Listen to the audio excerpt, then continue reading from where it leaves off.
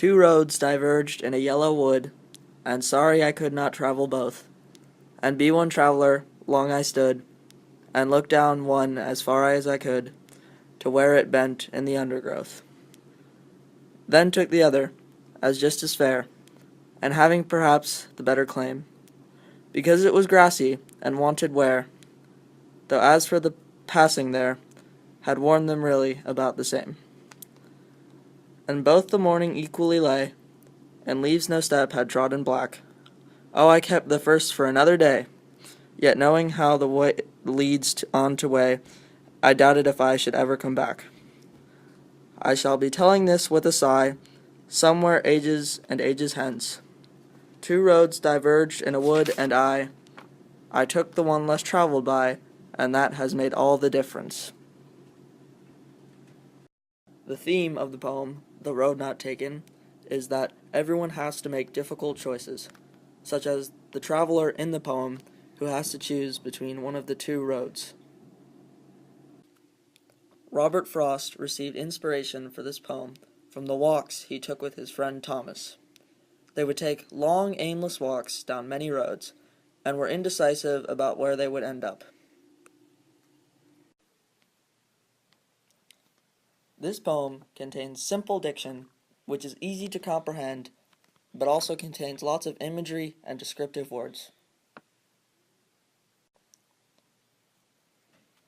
The first example of imagery in the poem is in the first sentence.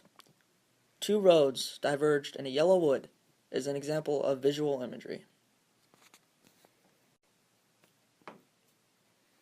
The next example of imagery is because it was grassy and wanted wear, which is more visual imagery within Frost's poem.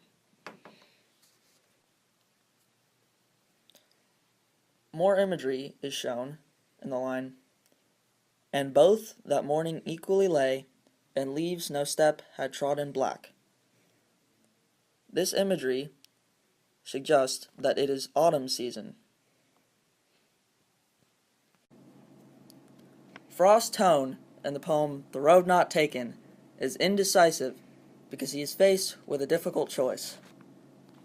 The mood of the poem is unclarity, as the entire poem is thought-provoking.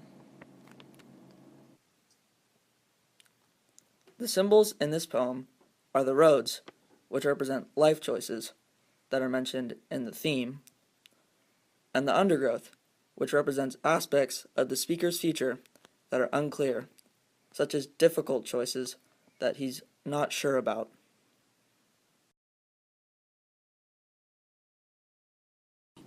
Whose woods these are I think I know. His house is in the village, though. He will not see me stopping here to watch his woods fill up with snow. My little horse must think it queer to stop without a farmhouse near, between the woods and a frozen lake, the darkest evening of the year. He gives his harness bells a shake to ask if there is some mistake. The only other sound's the sweep of easy wind and downy flake. The woods are lovely, dark and deep, but I have promises to keep, and miles to go before I sleep, and miles to go before I sleep. The theme of stopping by woods on a snowy evening is that choices have consequences, such as in the poem, the traveler has a choice to stay in the cold woods or to stay in a village. Both have consequences and benefits. The author's background relates to the poem because the poem takes place in a wooded setting, which Robert Frost is very familiar with because he used to live in a rural area. Also, the dark woods connect to the depression and mental illnesses that ran in his family. Robert Frost's diction is very simple, as if he's telling a story. However, it does contain symbols that are thought-provoking. The sentence, the darkest evening of the year, in Stopping by Woods on a Snowy Evening, stanza 2, is an example of visual imagery. Another example of imagery is in the sentence, he gives his harness bells a shake, which is an example of auditory imagery. The sentence, the only other sounds the sweep of easy wind and downy flake, is an example of imagery in which tactile and auditory imagery is shown. The sentence, "The woods are lovely, dark, and deep," is the last example of Robert Frost's imagery, in which visual imagery is shown. The tone in Stopping by Woods on a Snowy Evening is dismal, while the mood is depression. An example of tone and mood in this poem would be The Darkest Evening of the Year. The tone and mood also represent Robert Frost's depression throughout his life.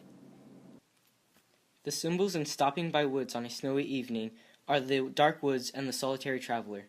The dark woods symbolizes death, which is a consequence of choosing to stay in the woods rather than being in the village. The solitary traveler symbolizes Robert Frost because he was always lonely and isolated from society.